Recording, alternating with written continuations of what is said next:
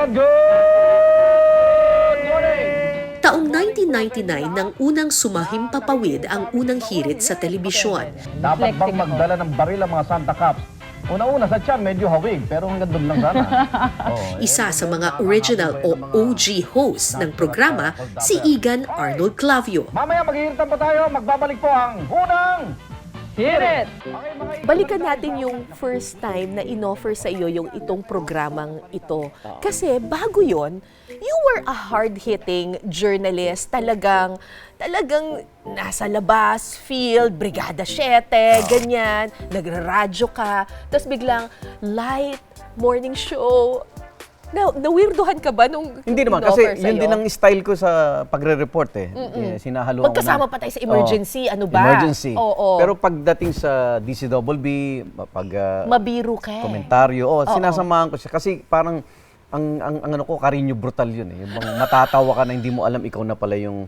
Kasi di ba mas natatandaan natin yung bagay na napapatawa tayo, napasaya tayo. Correct. Kesa sa ibang bagay. So yun nakita kong parang paraan para maibigay ko yung mensahe ko sa tao. Ako hindi ko pa rin pagpapalit ang designer ko.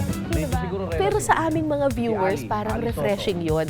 Kasi sanay kami talagang nakikita ka na nasa field. Ako naman, Arnold Clavio, ganyan. Tapos biglang nagpapatawa ka kasi may lighter side talaga si Igan. Yun yung natutunan ko sa radio kasi. Walang oras doon na dapat dull moment, sinasabi nila. Dahil dito, lalo na maaga kami. Biyaya raw niyang maituturing ang pagiging bahagi ng unang hirit. Rito na, iba't iba naming food trip ni Anjo. Tara! Kain na kayo sa amin, sa Tondo! Ay, hindi ko na binitawan. Dahil pag may mga ganong opportunity, ang dating sa akin is nagtitiwala sa'yo at kailangan may patunayan ka, Correct, di ba? So, correct. tinanggap ko agad yun. So it was not an adjustment for you? Hindi eh. Hindi. Hindi. Ang sa akin, blessing pa nga yun eh. Oo. At gustong-gusto kong gawin dahil nung time na yun, matagal na ako sa industriya, pero wala pa ako sa TV. So nung dumating to, sabi ko, oh, it's about time. Parang yun na yung magiging ano mo eh, parang gift sa'yo, reward mo sa sarili mo na sa matagal na panahon. Oo. Nagsimula kasi ako 1987 eh. Oo. So dumating ang unang hirit eh, 1999. So halos 1999. enough time na para bang umakyat ka naman ng level. Bagamat walang kategoryang super typhoon ang pag-asa, Sa kabila ng mga ngiti at tawa sa umaga, alam niyang malaking responsibilidad ang maging alarm clock ng bayan. Lakoy, Gina, Monday pa lang. Kasi yun nga, iseset mo yung tone mo na dapat alam nila, may pasok ba? Traffic ba?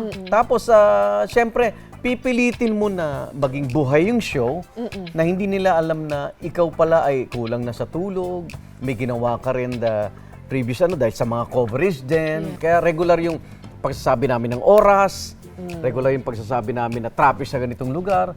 Regular yung parang pagbibigay mo ng impormasyon para handa na sila bago lumabas ng bahay. So, ang daming source of information na totoo. Na hindi mo maliligaw yung publiko. Kaya, napakasarap na responsibilidad yun na sa umpisa pa lang, ikaw na yung, hoy, pakinggan mo to. Hoy, ito mangyayari ngayon. Serbisyo. Serbisyo. Ang sarap na, alam mong, ang nakikinig, nanonood sa'yo ay milyon-milyon. Ang sarap talaga. But it also took a toll on your health. It's a parang reality check. Tinapik ako.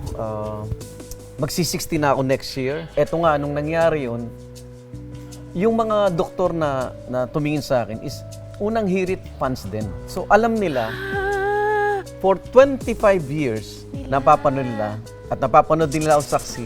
So for 25 years or so, mga 20 years, 25 ganyan, ang tulog ko lang ay 2 to 3 hours. Hindi ko na, Igan!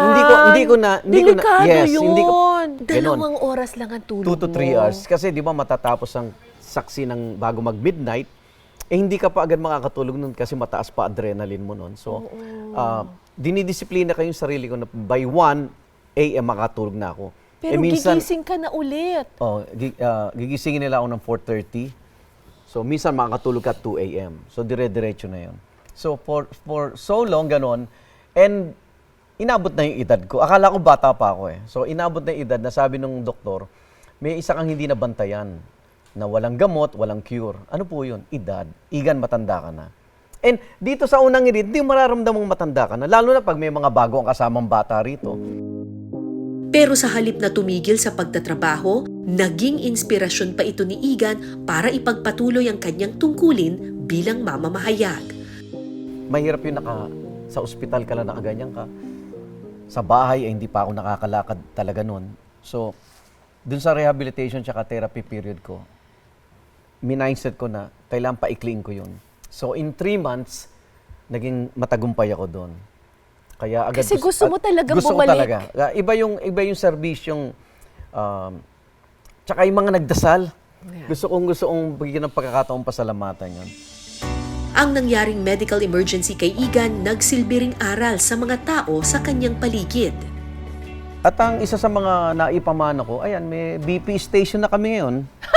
Kahit sino pwedeng magpa-blood pressure. No kidding. Andyan, nasa labas. Hindi nga talaga. So, check ako pagpadating ko, check ako pag-uwi. Tapos, in the middle of that, pati lahat dito, mga cameraman, mga staff, mga nagpapacheck din sila. A healthier, unang hirit. Kaya nga nagkaroon din ng UH clinic segment kami. Gaya ni Igan, since day 1 ng unang hirit, naroon na si Suzy Abrera. Nag-umpisa siya sa dating programang Mornings at GMA. Naagapang kagad. Ngayon pa, ang lamig pa naman ngayon. Hanggang sa kinuha na siya bilang main host ng unang hirit.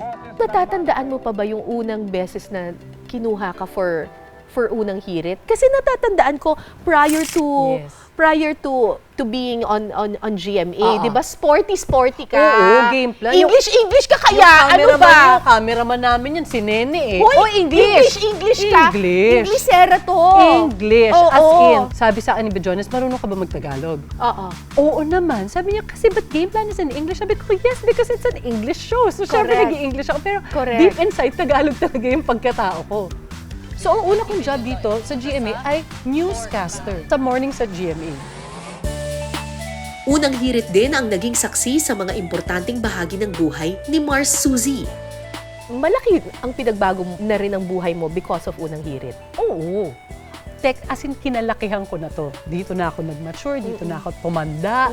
As in, kaya it's a family to me. Yung mga anak namin, nasa college na ngayon. Oo. Samantalang dati, when we were starting out, I was single, got married on the show, had my first, second, and third baby on the show. As in, ganun. Hanggat sa naging kumpare na kaming lahat. Hanggat sa mga anak namin nasa college na karamihan. It's amazing. What a journey. Ang mahabang pila na ng ating mga kababayan. Ano po yung mga bit-bit nyo dito? At I think kasi the reason why we do this is to serve the people who watch us. Of course, unfortunately, may limitations din kami. So, kunwari, isa tong buong barangay na 1,000 ang tao, hindi din naman 1,000 yung pwede namin mapagbigyan. But we do our best to reach them when they need us.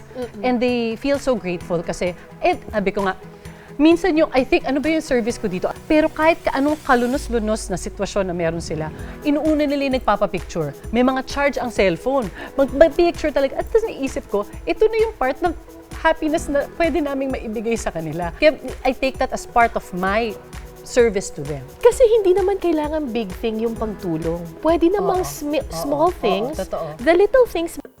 At alam niyo bang minsan na rin akong naging bahagi ng programang ito? magbabalik po morning sa GMA. Alam mo bang natatandaan ko pa yung audition natin? Yes, apat tayo. Apat tayo. Ikaw, ako, Lynching, Bernadette Sembrano. Perfect! Tapos, ang nakuha, si Suzy. Nakuha rin naman ako, pero sa labas ako.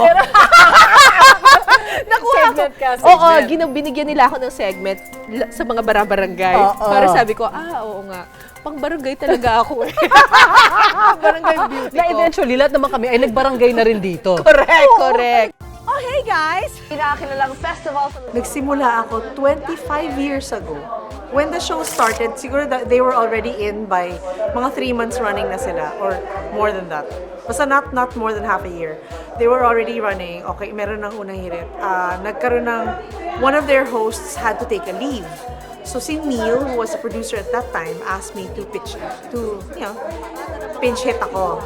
Nag-pinch hit ako for a few days. And then after that, tuloy-tuloy na. Sabi niya, okay, just host ka na. Alright, thanks!